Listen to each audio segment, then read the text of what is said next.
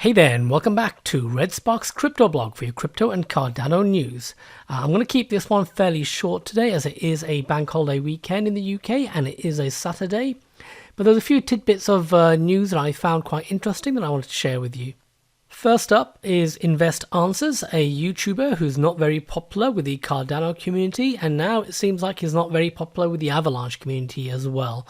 So the dispute is over what is the true monetary inflation of Avalanche. Invest Answers did his own calculations and he came to a figure of 55%. And in this video, he goes through and explains exactly how he calculated that and how it is backed up by figures he obtained publicly and from Masari. This led to a Twitter exchange. In fact, I think the discussion that you see on the screen here happened prior to this video, and there was this Twitter exchange where the founder of Avalanche was saying that it's actually just 3 to 4% and the 55% number is a complete error. So then Invest Answers did this follow-up video, which is what I have on the screen here, in which again he explained exactly how he did it. It's worth watching this video, I would say. He was a bit cautious. He said, I wanted to make sure I was doing everything right, and here are all my sources, etc. Then in response to this video, the other founder, co-founder of Avalanche, also made a reply, and he goes through, explains exactly how you get to the sort of 4 to 5% inflation rate. So you see that the staking reward is about 9.5%, currently 7% is staked, blah, blah, blah, blah. So there is about 4.8% new supply each year.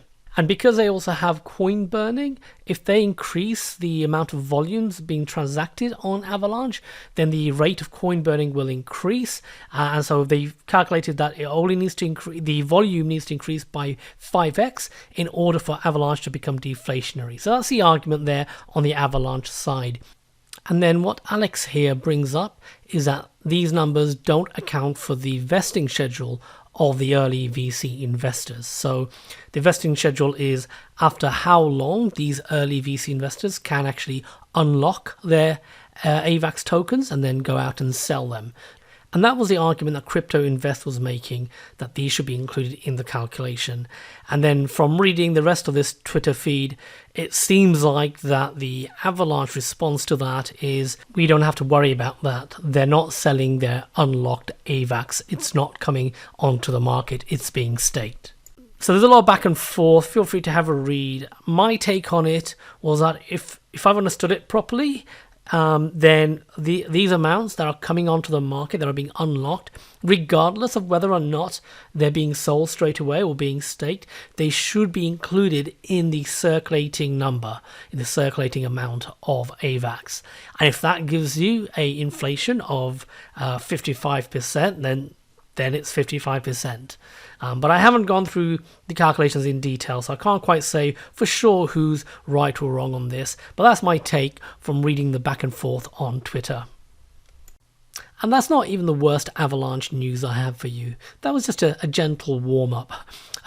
My main Avalanche news is actually that their fees have been going up. So Avax Daily here tweeted, "What is your favorite Avax project? Comment your opinion below." And then somebody else wrote, "Who cares? I just saw a quote for a 1.4 Avax fee and rejected my order just now. Avax is damn close to going the ETH route and nobody needs that." So I calculated what 1.4 Avax was, as I wasn't sure, and it came to, I think, $107, and I couldn't believe that was correct. I thought maybe I miscalculated, so I posted, "Is this true?" Like around $107, shock face, and nobody has told me that that's wrong, so I think that's correct. I mean, it's obviously very easy to calculate. And then somebody else wrote, "The current gas fee quotes are over 1 Avax per transaction. That's what's happening. 0.04 was outrageous already. This is a game stopper, literally." So that's pretty bad. That, as that last person said, at those rates, you literally do not want to use the Avalanche network. So that made me think back to when SundaeSwap launched and Cardano got all the crap about how you have to wait days for a transaction to go through. I guess when you wait that long, more than a couple of days, it does, at that point, maybe you do reconsider whether you want to continue the transaction. That's probably the breaking point for most people. But anything less than that, you're happy to wait patiently for the transaction to go through, knowing that it's not costing you an arm and a leg. Whereas if you know that something's going to cost over $100 for a transaction, regardless of how quick it takes, you're not going to do it. You literally aren't going to do it. You're going to be waiting days for the price to come back down, and you're not sure how long that will take. And actually, it might be a couple of hours rather than a couple of days for the price to come back down. I'm not quite sure. But either way, if I was a user of the Avax network and I'm constantly living in fear of how much this transaction is going to cost me and waking up at 4 a.m. to do it when other people aren't, things like that, that's just not a very good user experience. Whereas with Cardano, I feel like we've experienced the worst of it a couple of months back when Sunday Swap launched, and things are only just going to get better from here. So we already know from the most recent update, the mid-month update, that everything is running really, really well right now. Things are processing very, very fast. And we're only like a third of the way through all the updates we have to make this year. And the two big updates are yet to come in terms of increasing TPS. So that's really good. It means that as a user of Cardano, I just generally shouldn't have to worry about fees. I mean, they may go up a little bit, but I don't imagine they're going to go up to like $100 or anything crazy like that. And that's the sort of user experience I want, where fees is just something I'm not really thinking too much about. Now, someone did ask me why Avalanche has such high fees, what's going on? And that brought to mind an old Reddit post I read that was posted, I think, last November, called How Gas Rates Are Calculated in Avalanche. And it says Apricot 3, that's AP3, introduces dynamic fees on the C chain using a new algorithm, Moderato, that targets a specific network utilization over time. When the network operates at the target utilization, the minimum over the target utilization, the minimum fee a transaction must pay to be included in a block increases. So I think that's what's going on. Avalanche can handle a certain amount of capacity, a certain amount of volume. And if it's within that capacity, fees are fine. If, however, capacity has gone up beyond what it can really handle, then you want to kind of push back and decrease the demand for the blockchain. And the way it does that is that it ramps up the transaction fee. So I think that's what's happening, which obviously then begs the question, well, I thought Avalanche could scale and handle far more transactions. What's going on? I know they certainly had plans to ramp them up. I did a previous video on this, my TPS video, I think, which is about 3 videos back perhaps. Have a look at that. They had plans to make the TPS faster and increase the capacity.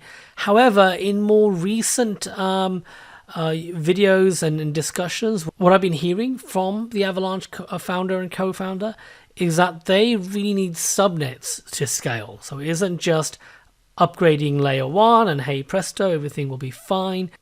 So there's been a bit of back and forth on Twitter on that, a lot of confused faces, especially within the Avalanche community. And you can see my own comment there. So Emin said, working on it, in response to the gas fees, the biggest improvement here will come from the high gas game. So they recently had some games that take up a lot of capacity, moving to their own subnets. To which I wrote, to paraphrase a wise man, yourself, subnet-based scaling is not scaling at all. It's punting the problem and saying we can't solve it. And that's from watching a video he did where he was criticizing layer 2s and literally said the exact same thing about layer 2s. So now I'm wondering why shoving this volume onto another subnet is okay, but L2s aren't. I didn't get a response back to that tweet. And I should add, that was Ethereum L2s that Emin was referring to there when he was being critical. And then this other tweet was written by somebody from the Avalanche community in response to the Ethereum merge delay. They wrote, so what I'm hearing is that by the time the Ethereum merge happens, Avalanche is going to have hundreds of subnets and be deflationary. Now, I don't know how true that is. I haven't heard about hundreds of subnets by the time the merge will happen, which we're expecting in Q3 or Q4 of this year. And then I wrote, ETH needs L2s to scale, Avax needs subnets, what am I missing? It's all just offloading to other chains at the end of the day. So a little bit confusing, a little bit contradictory, the messages coming out from Avalanche. It was supposed to be this great, scalable, fast platform, and Emin was criticizing having to offload things from another chain, and now it seems like that's exactly what they're going to have to do to reduce the gas fees. So we'll see what happens, but clearly, based on those two stories, the polish is coming off the Avalanche machine, and some cracks are starting to appear. So that's it from me. I hope you found that useful and interesting. If you did, give me a thumbs up down below or leave a comment. And consider subscribing if you haven't already. You can also find the text version of many of my YouTube videos on my blog site, redspark.blog. And I also have some articles here that aren't in my YouTube channel, such as The Case Against Bitcoin's Energy Usage. Highly recommend reading that one.